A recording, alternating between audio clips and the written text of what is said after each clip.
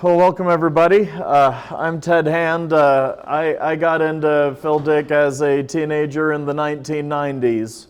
And then at college at UC Davis, I had access to my university library and found all the great secondary literature, but in particular found the selected letters and Sutton's biography, which when I was younger, I remember my cousin's girlfriend. I had this older cousin who turned me on to punk rock and all cool things, and his girlfriend was reading the biography of Philip K. Dick, and I had heard that Dick was this exciting author, right? But why are you reading the biography? Like, why do you care? I'm a high school student at the time. I don't really get it. And later in life, I came to read the blurb that Robert Anton Wilson put on Sutton's bio, Divine Invasions, which is something along the lines of it's more exciting than a spy novel, right? And it was through the Sutton bio that I got turned on to the Gnostic stuff in Dick. And a few years later, when I was in grad school in religious studies, I discovered something kind of fun in the appendix to Valis. And I didn't have my smoking gun yet. I'll get to that. But I'll just read a couple of these things that we find in the appendix to Valis to set myself up here. What's on screen is not going to exactly match this because I shrunk this. This was big print, so it looks good on screen. So in the Tractatus Cryptica Scriptura, which is the appendix to Valis, it's like a fictionalized version of the exegesis, not to be confused with the exegesis, although it's very much written in the style of the exegesis. So we learned that Apollonius of Tyana, one of these ancient Greek, what do you call them, men of God, right? Writing as Hermes Trismegistus. Wait a minute. So this is an interesting question. Why are we writing as Hermes Trismegistus? Hermes Trismegistus is kind of later, right? Or earlier, depending on who you believe.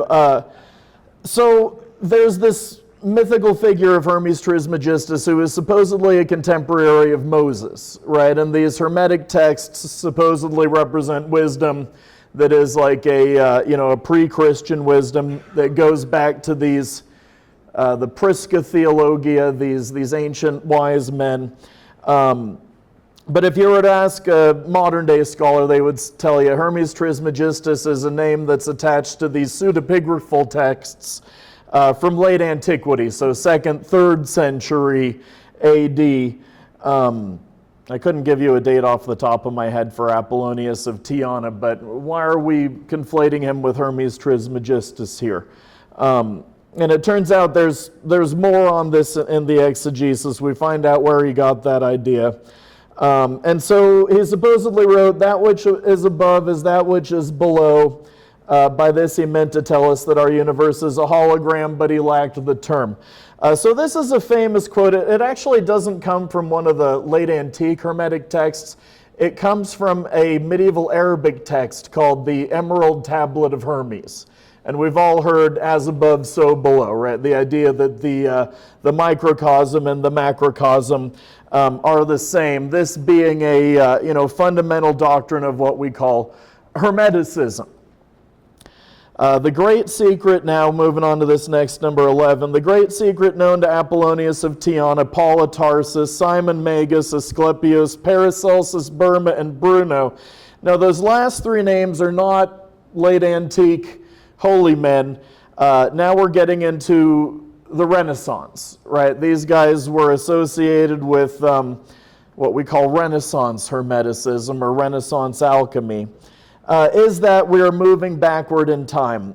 So what's going on in this fictional conceit in Valis that I was so interested in is that Dick is sort of giving a science fictional take on what the alchemists were up to and what the ancient these ancient religions were up to. And then in 20 here, the Hermetic alchemists knew of the secret race of three-eyed invaders, you remember from Sirius, but despite their efforts could not contact them. Therefore, their efforts to support Frederick V, Elector Palatine, King of Bohemia, failed. The empire never ended. Now, what's all this Frederick V stuff about? And when I first got into this project, I glossed over the Frederick V stuff because I was not as familiar as I am with Francis Yates's theory now. I was interested in the Giordano Bruno stuff, this idea of Giordano Bruno, the Hermetic alchemist. Now, there's no way that anybody would have described Giordano Bruno as a Hermetic alchemist if they had not read this book by Francis Yates called Giordano Bruno and the Hermetic Tradition, which came out in the 60s, and Francis Yates was an art historian from the Warburg Institute that sort of set off a firestorm in Renaissance studies and the history of science, making the argument that magic had something to do with the development of modern science. This sort of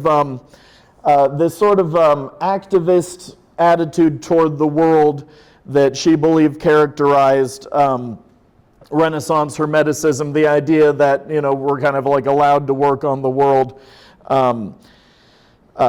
Yates thought that this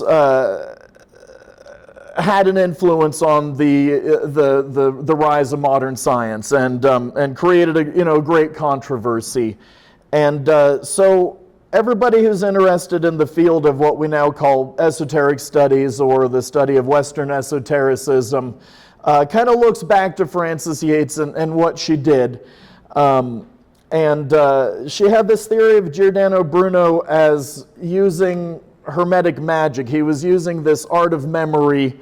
And we're going to find out that Dick was actually reading her article in the Encyclopedia of Philosophy about Giordano Bruno. So when there's a document in the exegesis called Cosmology and Cosmogony, or I'm probably getting those mixed up, Cosmogony and Cosmology, he copies out some information from the Encyclopedia Britannica about Bruno.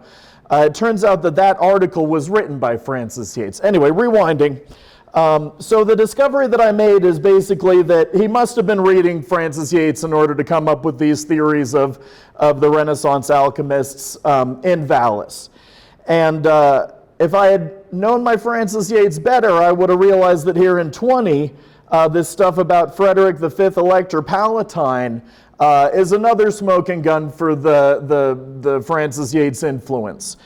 Yates wrote another book called The Rosicrucian Enlightenment, where she argued that there was this, long story short, alchemical conspiracy to take over the Holy Roman Empire. And this guy, Frederick V, he had all of these alchemical sort of utopian ideas, and he wanted to take over Europe, long story short. And so I asked Eric Davis, do you know anything about this? Like Eric Davis was currently, studying with Jeff Kripal and all up in the, one of the great centers of the study of Western esotericism there at Rice. And Eric didn't know, but he asked Pamela Jackson, who had actually read all of that unpublished exegesis material. And it turns out that somewhere in the unpublished exegesis, there's a note about how Kevin Jeter had laid a copy of the Rosicrucian Enlightenment on Dick. And that's in here somewhere. I don't know if I'm going to be able to go over all of this with a fine-tooth comb today. And if you watch, I did make an appearance on David Gill's class to give a more thorough version of this. This was going to be my chapter for the Esoteric Theology of PKD volume. I'm afraid life happened and I didn't quite get that done. So this is still sort of very much a work in progress. So for number 21, the Rose Cross Brotherhood. Now I entitled this talk Rosicrucian PKD, and I'm presenting some findings about his dabblings in the Rosicrucian movement. There's not a lot to it, but there's some interesting stuff. So there's this quote from the Rosicrucians about God, basically, we die in Jesus, or we die in God, we're born out of God, we die in Jesus, we live again through the Holy Spirit. I probably didn't need to translate the Latin because Dick translates it, but whatever. This gets correlated with Dick's science fictional idea of the empire never ended, right? So there's all kinds of places where he's taking stuff from the Rosicrucians who, the Rosicrucians are a mystical, esoteric movement about contemporary with the Renaissance magic stuff going back to the 16th century or thereabouts. And so then in number 25, as living information, the plasmate travels up the optic nerve. We have our homoplasmate theory, and now moving on to the bold stuff. The Hermetic alchemists knew of it in theory from ancient texts, but could not duplicate it since they could not locate the dormant, buried plasmate. So this entity made of information, it's buried in the ground with the books of the Nag Hammadi. I was quite shocked as Gabriel McKee was to learn, if you look through the exegesis, there's not really a whole lot on the Nag Hammadi. It turns out that Dick's ideas about Gnosticism, they come from a source that I've got a quote about. And that is basically the Eranos school of comparative religion. And most of Dick's ideas about Gnosticism, they don't come from reading Gnostic texts themselves. They come from reading the encyclopedia article by Hans Jonas on Gnosticism, where he really wanted to pitch Gnosticism as this existentialist philosophy. And the Eranos guys had these particular things that they were sort of looking for in their confrontation with modernity. And they wanted to see Gnosis as this essence of all religions, people who are just really passionate about direct mystical experience. So I have a quote here from Samuel Umland's article. It's To Flee from Dionysius. It's found in PKD Contemporary Critical Interpretations, and it's a reading of Upon the Dull Earth, one of his early dark fantasy stories. And like we were talking earlier in the last couple of presentations, the idea that Dick's religious interests were not like a sort of late discovery. He didn't sort of find God late in life. It goes back. These obsessions are not late developments of his life or marginal in any definition of his fiction, but utterly essential to it. Dick cannot be understood fully except by approaching him through the great historiographers and hermeneuticists of esoteric religion and the occult. Hans Jonas, Mircea Eliade, Gershom Scholem, and above all, Carl Jung. And we'll see, I've got a quote in here. I went and looked in the unpublished exegesis stuff, the stuff that is not in the 2011 Jackson and Latham edition, but that you need to go to Zebrapedia, and Gabriel McKee is now the guy to talk to if you want to get into Zebrapedia, if you're curious to track some of this stuff down. But I have cut and pasted a bunch of kind of juicy choice selections in here. And so,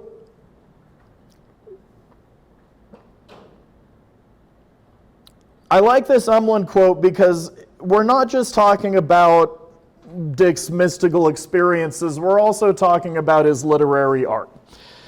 I'm interested here in how he was taking these theories of Francis Yates and kind of weaving them into the fiction, using them to kind of bounce his own experiences off as all part of this dynamic experience.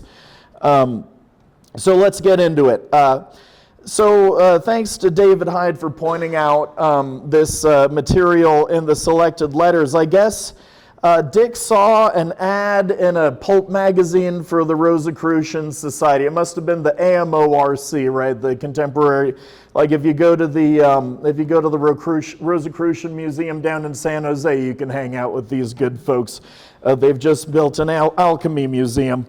And so Dick ordered from their supply bureau some texts on cosmic consciousness, the mystical life of Jesus, even, and I think of Eric Davis's remarks in High Weirdness on the materiality of religion. and his mystical experiences. An herb packet, an incense burner. Also a text on the Sefer Yetzirah. And I've got a bunch of stuff on the Kabbalah that ended up getting cut from today's version of the presentation that I could get into in a different time. Because he does correlate the Kabbalistic stuff with the alchemical stuff as well. So let me see. I need to move forward on my... Oh, there we go. Okay. So, yeah, okay. So we talked about... this doesn't give me a very fine-toothed control. But look... geez. Okay. So in the exegesis, there's all kinds of material, and I was very excited to learn, talking with Gabriel, that we have a better sense of the chronology now. And there's this nifty Python script that we can use now to look at. You can like type in a keyword and find out, throughout the whole body of the text, like how often does this word show up. And it turns out that Bruno shows up kind of throughout the text. Like his interest in Giordano Bruno never seems to go away. He shows up, and a lot of the time he shows up as a sort of a shorthand word, like I think Gabriel was saying, where it's often an association with this idea of the magical memory. This could be better organized. I do apologize. So like an alchemical transformation, zebra turning the irreal into the real, the totality of reality, micro and macrocosmos, seen in alchemical terms, an alchemical process from lower base to higher noble. Hence the info about Mercury. I'm not sure exactly what he's talking about here. I guess there was some channeled information about Mercury. And so now we're looking at evidence that alchemy was sort of interest to him and his actual religious quest here. This is going beyond what he's, just fictionalizing in Vallis. So let's talk a little bit about Bruno and the so-called Yates thesis. And this is the idea that Giordano Bruno was doing Hermetic magic. Giordano Bruno was this Dominican friar who was burned at the stake in the year 1600, possibly for advocating the heliocentric theory of Copernicus, but more likely just because he was sort of an arrogant prick who had a problem with authority. And he kind of denied the divinity of Jesus and wanted to get into a bunch of arguments about whether, the Bible supports it and all that. But if you ask Neil deGrasse Tyson, it's all the Hermetic science stuff, right? So here's a line from Yates in her book, Giordano Bruno and the Hermetic Tradition. The Hermetic experience of reflecting the universe in the mind is, I believe, at the root of Renaissance magical memory, in which the classical mnemonic with places and images. This is where, in the ancient art of memory, you would visualize a palace and you would memorize a speech by going from room to room in your palace. Each of the rooms of the palace have these weird images in them to catch in your memory. And so that's the technique of the classical art of memory, which I guess the Dominicans were also using for purposes of timing prayers and stuff like that. But Yates made this leap of ingenuity where she thinks that Bruno was using the art of memory for these magical purposes. And this is more Yates's theory, just like we don't find Dick's Gnosticism in the pages of the Nag Hammadi. It's very difficult to find this if you read the works of Giordano Bruno, right? This is a theory in Francis Yates that is no longer in vogue, but it was fashionable enough at the time and it had not yet been debunked that, she was able to get that article in the Encyclopedia of Philosophy. And so, where was I? In which the classical mnemonic with places and images are now understood. We're up here.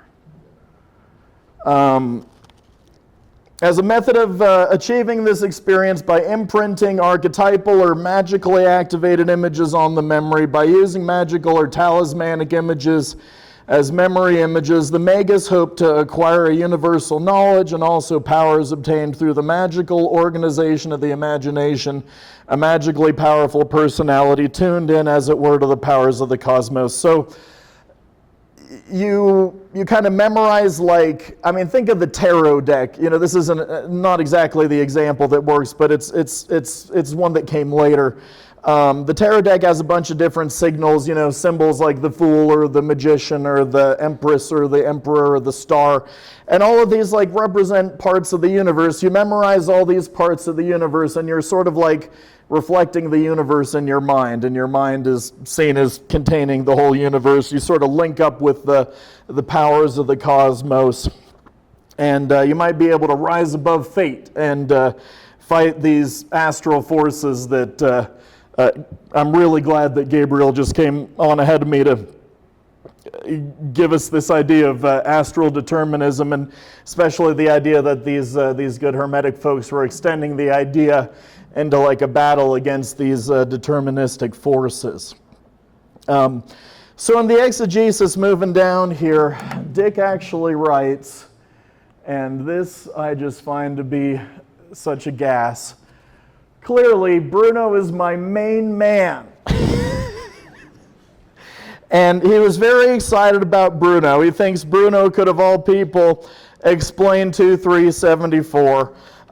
And I mean, we do have to take this with a grain of salt, because at some point, you know, there's a lot of different people who explain 2.3.74. These experiences of mine make sense within his Hermetic Hylozoic cosmology, and you can only get this from Francis Yates at the time. I mean, or he was reading other sources that, you know, were basically transmitting her theory, but so I'm not sure if he actually noticed that Francis Yates was the author of his Encyclopedia of Philosophy article, that he copied some of this stuff down. Now, I think I might have actually excised it from this document, but oh no, it's a little bit later. So the stuff from the EFIL is here, page 407. So if we go down a little ways, it's onto the next page. So on to our third page toward the bottom, the Encyclopedia of Philosophy, page 407. The side of Bruno's work which he regarded as the most important was the training of the memory. I'm having so much trouble finding where I'm at here.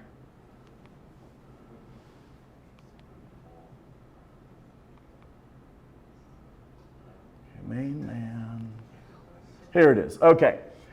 So this is the quote. This is the quote that he copies down in Cosmogony and Cosmology, all about Bruno doing this training in the art of memory that we just talked about, the cultivation of world-reflecting magic. So going back up here now.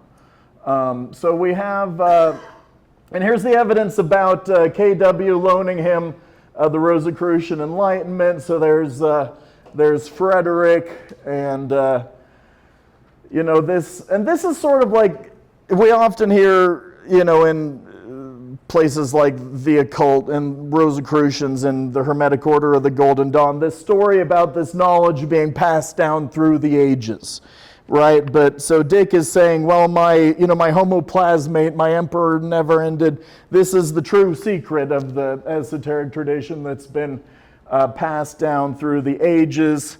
It's associated with Ubik, you know, the idea of Ubik, not the book now, but Ubik, the cosmic principle, right, gets associated with Giordano Bruno. And he sees it as fighting against Newton's mechanistic model.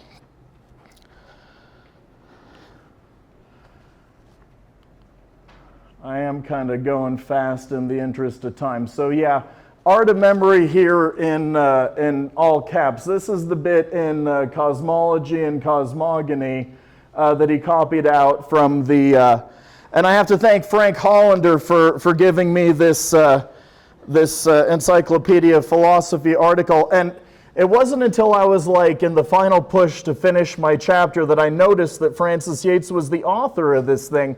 I was like trying to make a whole argument about how, oh, well, you know, like Dick came by it honestly. He must have seen the encyclopedia as like independent confirmation of this theory, which you can also get in the Yates. But it turns out he was reading Yates and the encyclopedia directly. So it turns out my argument was even easier to make. And I finally figured that out. So the Hermetics are the ones who carried the secret gnosis down. And Bruno knew that the magic memory was involved. And this is often sort of all that he has to say about Bruno, is just kind of invoking this magic memory thing sort of over and over again. It's not as if he's getting all that deep into the theory. He doesn't seem to have gotten super deep into Francis Yates. I also wonder if he heard about Francis Yates and Wilson's Cosmic Trigger. And there's this one bit in Valis where the Kevin character invokes Cosmic Trigger, and he says, well, you know, in Cosmic Trigger, Robert Anton Wilson says, and then we don't find out what he was about to say because he gets cut off. You know, it's just like one of those conversations where, you know, they like start bullshitting and don't finish. So we never find out what the key thing from Robert Anton Wilson was there. I'm not dead, it's just that Plotinus was right. So there's this quote somewhere, I hope I still have it in my paper, where Dick says, oh yeah, it's coming right up.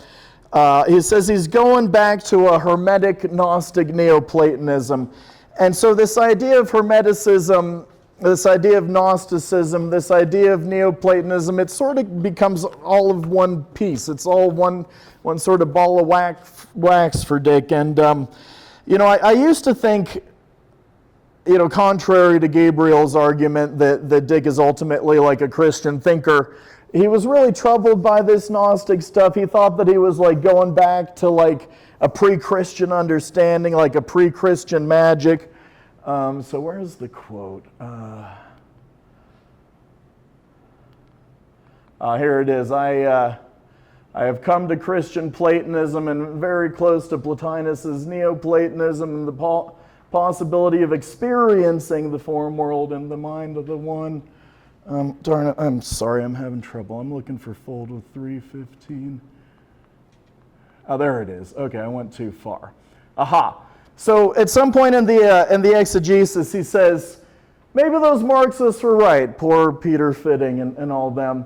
About Ubik being subversive to capitalist society, I am systematically undermining the philosophers and philosophy upon which capitalism is based, and going back to a Hermetic Gnostic Neoplatonism and a vitalism replacing mechanism.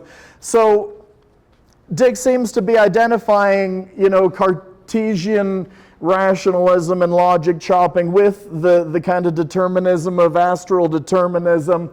And this really gets fleshed out later in Terence McKenna's alchemy lectures. There's this idea that Yates picked up from Festugière, who was a French scholar of the Hermetic stuff, that in the Hermetic text there's a pessimistic gnosis, and then there's like an optimistic like procedure for resisting these astral forces of fate. So I agree with, you know, Blake Wilson when he says Dick ultimately sort of rejects what we call the like pessimistic gnosis, right? This idea that, you know, the world is ultimately like, you know, fake and oppressive, and, you know, the God's evil and all that. But I do feel like Dick never really gets rid of this, and he identifies it with true Christianity, I suppose. He doesn't want to get rid of this idea of the Gnostic move, the idea that gnosis has this soteriological property that it allows us to overcome these forces of determinism. So Plotinus was the guy who invented Neoplatonism. I'm going the wrong way. And there's this charming moment where he says, "I'm not dead. It's just that Plotinus was right." You know, and he's grappling with the kind of, you know, the Ubik idea, like, am I in half-life now?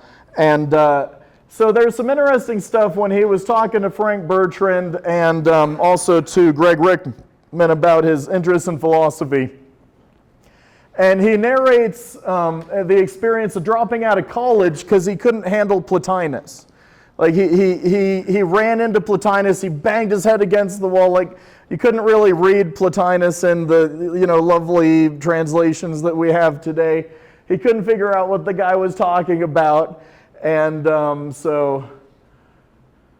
Plotinus the last influencing me greatly. So, I mean, here towards the end of his life, he's saying that Plotinus was a really big deal, but that's with Frank Bertrand. But then when he's talking to Rickman in Philip K. Dick's last interview, you can get on the web, and I'm happy to send this if anybody wants to click on the hyperlinks. Where I met my downfall was when I tried to read Plotinus and I couldn't fathom what he was saying at all. Plotinus was not in print. Plotinus gets associated with the orthogonal time stuff because Plotinus viewed this mystical ascent to the one, this process by which we have this like experience of the one. Which he also identifies with Vallis. At one point he says, Vallis is Plotinus's one. Plotinus made it available to this lifetime. So this idea of ascending through the celestial spheres, ascending past these like bands of demons that are keeping us, these astral deterministic forces. Plotinus made that a non-spatial journey. The other basic error in Western philosophy corrected by Plotinus was the error that the journey of the soul was spatial. So he's come to a Christian Platonism, and this is what I believe he was so excited about the Renaissance magic stuff. So we've talked about Bruno a little bit. Now let's talk about the magic mirror of Paracelsus. So Paracelsus is another alchemist. He's the one figure who is like properly an alchemist, was like actually a working alchemist and sort of a physician. Paracelsus is the guy who invented modern pharmacology by saying things like the dose makes the poison. But I think that Dick is picking up on like a depth psychological tradition, like a Jungian tradition of Paracelsus as the godfather of the concept of the unconscious. And they talk about the inner firmament. So you remember the Hermetic as above, so below, right? What's above is the sky, what's below is, the earth or like man. And there's a Paracelsian named Gerhard Dorn, who Carl Jung loved a lot in his books on alchemy. And Dorn said, or it might have been a different guy, Crolius, anyway, every herb is a terrene star. We talked about these in the previous talks, the correspondences, right, between heaven and earth and these kind of signatures that we saw in the diagram from Athanasius Kircher with like all the letters and the man, like all the different parts of his body corresponding to the different planets and all that sort of thing. So when Dick had the Alto Carmel dream and the voice dream, well, this is Paracelsus's inner firmament. This is this idea of this kind of hermetic inner space that is like the way that we can kind of like look inside the mind of man and find the cosmos. This was the mind of Paracelsus. It was infinitely older and wiser than mine. It embraced vast vistas in terms of the Philosopher's Stone, famous symbol of alchemy, comprehension of the mysteries of the universe. Am I going the right direction? So we had an article from the Encyclopedia Britannica on alchemy, and he basically got out of this that alchemy, he was reading it in this very Jungian sense, that alchemy is not just a tradition of, early chemistry, but that alchemy was about, well, first of all, that it was coming up with this new medical stuff in Paracelsus. But then we're also talking about the Kabbalah, we're talking about the Emerald Tablet of Hermes, we're talking about what's called spiritual alchemy, the idea that alchemy is more than just physically getting your hands dirty, but it's about this like spiritual transformation in an allegory. We're going the wrong way again. And then here's where, the Hermetic books were actually by Apollonius of Tyana. I'm not sure what to do with that. We don't have a whole lot of time to dwell on that. But once again, we find material in the exegesis that we can use to kind of figure out what he's doing in Vallis when he's like fictionalizing this stuff. Where'd I go? Okay. And so most of the time when he talks about Paracelsus, he's talking about this inner firmament then, and this idea of the mind becoming the magic mirror of the macrocosm. And sometimes I wonder if he's getting the Giordano Bruno stuff kind of mixed up with the Paracelsus stuff. However, when we get to Burma, there's some other pretty nifty stuff going on that gets us, that kind of goes beyond the Francis Yates theory. Now, Jakob Burma is another guy who gets discussed in terms of Hermeticism, and especially at the time, in the 60s and 70s when Dick would have been reading about Burma, you get a lot of discussion of Burma as like being like the best way to explain Burma is through this Hermetic as above, so below. So in the same way that the Jungians are going to try and tell you, well, don't go read the Nag Hammadi texts themselves. They're indecipherable. This is what Gnosticism is about, right? In the same way, Francis Yates isn't explaining what's really in Bruno. She's explaining her theory, right? Burma is one of those guys that people just sort of say, oh, he's like a Hermetic guy, right? So I've got a quote from Hegel's lectures on the history of philosophy. And why did I choose Hegel? Well, Dick at some point talks about Burma as doing a sort of alchemical version of Hegel's dialectic. In the year 1600, Burma had this vision of a scoured pewter dish in his room, and by the sudden sight of this shining metal with its brilliant radius, he was brought into a meditation and a breaking free into his astral mind, into the central point of secret nature, and into the light of divine essence. Thus, by means of the signatures or figures, lineaments, and colors that were depicted, he could look into the heart and inmost nature of all creatures. So Burma had this vision that I'm not the first commentator to point out the similarity with Dick's fish necklace glint, that he saw. Eric Davis does make a big deal about this in High Weirdness, right? And so it turns out that there's a bunch of stuff about Burma, and Gabriel McKee has written about this in notes on the Zebrapedia stuff. One funny thing that happens, and Davis has written about this too, is that Dick acts as if he's only just discovered Jakob Burma at certain points in the exegesis. He's like, oh my God, I just stumbled across this guy Jakob Burma. I'd never heard of him before, right? But then if you go back a few months earlier, it turns out, yes, he had in fact heard of Jakob Burma, and it seems like there's some interesting stuff going on where he's sort of seeding his own mystical discoveries. So we learn about Burma in this paper I was telling you about before by Dick, Cosmology and Cosmogony. So the idea of reality being a projected framework. There's this important term in Burma called the Orgrund, and this has to do with that Heideggerian stuff about unconcealment too, right? So Dick is really concerned with this like on and off dialectic, this I sometimes relate it to the eclipse of God stuff that was happening in theology at the time. Like Dick was so troubled that all of a sudden, like, God is not accessible to him anymore. He's like trying to bring him back, you know, and but he's like living in this world where he can't access the revelation that he had, and he's doing all of this work, reading and writing and studying, and, you know, trying to make these experiences happen again.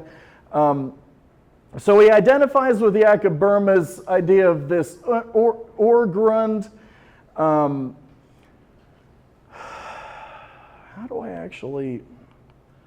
Okay, so the artifact which I call Zebra has created, actually only projected our reality as a sort of mirror, oh man, or image of its maker, so that the maker can obtain thereby an objective standpoint to comprehend its own self. In other words, the maker, called by Jakob Böhme the Urgrund, is motivated to seek an instrument for self-awareness, self-knowledge, and objective opinion or appraisal. This is the demiurge of Plato and the Gnostics. Studying our evolving reality, the Urgrund comprehends itself. It must allow the reality projecting artifact to... So he comes up with this whole theory, calls it Zebra at this point, has this power over us. But, you know, here's the good news, right? Once this whole process happens... And so in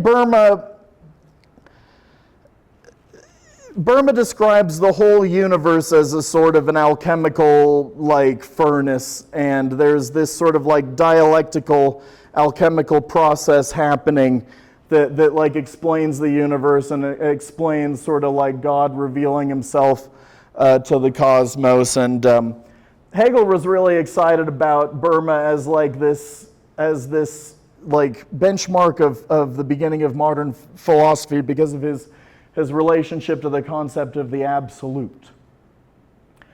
Somewhere in the exegesis, Dick says, you know, I had a vision of the Hegelian dialectic, you know, like the idea of the dialectic like playing itself out in reality. He's like, now I understand Hegel's philosophy of history. So Böhme was like a big deal for this, long story short. And my envisioning is essentially Böhme's updated in terms of computer and information processing systems. He sees Böhme's yes and no stages of God as analogous to, like, you know, an information theory, the on and off of a computer binary system. So I gave an example of a contemporary description of Böhme as a Hermetic thinker. The whole outward visible world with all its being is a signature or figure of the inward spiritual world. I mean, fair enough, that's a fair enough description of Böhme. But I just give this as an example of the kind of thing that you would be reading where it's like inward, outward, above, below. This whole dialectic of as above, so below as characterizing Böhme. So Dick talks about, when he's talking about Böhme, he's talking about this impairment in the Godhead, this process of repairing, as Böhme believed. Evil is the negative part of the dialectic, so we were talking about Dick wrestling with the question of theodicy in theology, right? How do we deal with evil? Well, evil is just one of these stages in this self-correcting system, as Böhme taught us. The world is merely the reflection of this process. So here's Dick saying Böhme anticipated Hegel and claiming that the divine self-development occurs by means of a continuing dialectic or tension of opposites. And I guess Dick did know this is true, that Böhme was influenced by Paracelsus. And here's where Dick identifies with Böhme as a kind of a working class mystic. He says, I can't help but note that Böhme's initial revelation came to him the way mine came to me. He saw sunlight reflected off a pewter vessel And his basic revelation about God creation was of a yes-no dialectic. Certainly my view of God and creation is a cosmic pantheism. So, going back to that thing in Eric Davis about the materiality of these revelations, it's interesting that he seems less interested in crowing about the fish necklace, like talking about the glint of light thing, but he's more interested in the ideas lining up. He finds confirmation in Burma's ideas. He thinks that all this Hermetic stuff helps to explain the ideas that he came up with in order to explain the experiences that he had. And so there's also some stuff that I believe made it in about the yin and yang. So Burma, then yang overcomes yin, as in Burma's Signon. That's the on and off dialectic thing. My two coaxial worlds are yin and yang, seen as two coaxial worlds, purely unmixed, hence my two source cosmology. So he correlates Jakob Burma's theory with the yin and yang of Taoism. And we also get it correlated with Alfred North Whitehead's process philosophy. Burma, yes, no, 0, 1, converted to qualitative. I mean, this is, I'm just kind of pointing to stuff, and I can't really get too far into it. And how much time do we have? We got like 5 minutes left. I won't need 5 minutes. So my envisioning is essentially Burma's updated in terms of computer and information processing symptoms. The similarity to the Taoist alternation in yin and yang is very obvious. When I experienced Valis's mind in my own, I experienced no thoughts, but rather a dialectic. This dialectic, I realized at the time, is fundamental to it. I have never been able to explain to myself how this worked, but I literally experienced it as the very basis of Valis. Well, the dialectic that I experienced is this choice, this no-yes selection at every junction of branching into two, the irreducible branching, i.e. forking. Valis does not think. As men think, it tries out, then chooses again and again. This is exactly what Whitehead is talking about. Mine was an experience with and of it, as with Jakob Burma, not speculation. I, like Jakob Burma, perceive the divine machinery on the basis of restored memory, which means that we normally suffer from amnesia. This is that idea of anamnesis, right? Where he, we all used to live in the world of the Platonic forms, and we're just remembering this information that we had. So we do find some stuff where he's kind of putting Burma and Bruno together then. I base this on Bruno and Parmenides' concept that the Urgrund is one. And I won't get too much into that, but here's another example of how he talks about these magi throughout all the ages, connecting Burma with that idea of the esoteric wisdom going all the way through history. So,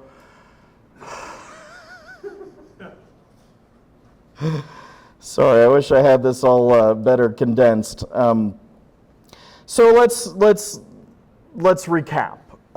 So I discovered, back in 2000 whatever, that Dick was influenced by this lady, Frances Yates, who wrote this scholarship that kind of disclosed a particular kind of Hermetic wisdom to the world. I think he found a lot of confirmation for this in his relationship with Robert Anton Wilson, who was super excited about the Hermetic stuff. But somebody else already made this point for me. Unlike Wilson, Dick wasn't interested in doing magic. He wasn't joining occult societies. He did play around with these Rosicrucian techniques, And I think that there's a line from Tessa about this where it's sort of like nothing came of it, right? And he eventually realized, like, why am I, dropping all this money on Rosicrucian pamphlets when I could just go to the library, right? Because like this Rosicrucian stuff, they're just kind of regurgitating Plato and Plotinus. So I think that there's a lot more that we can learn. There's still material from the exegesis that is untranscribed, and I'm especially excited about being able to put it in chronological order and figure out, the development and seeing, where he, picks up an interest in this stuff and where he drops it. For example, and this keys into the ideas of determinism.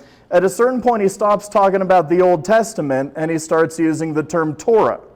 And so Gabriel and I just did like a quick search using this Python script, and sure enough, like in the first, part of the exegesis, no mentions of the word Torah, but then the second half is full of it, right? So like there's just a certain point, he picks up on the word Torah and he runs with it. So I think the future of this kind of research is gonna, we're gonna want to look at how like where everything is in time and the exegesis and how his ideas change and all that sort of stuff. And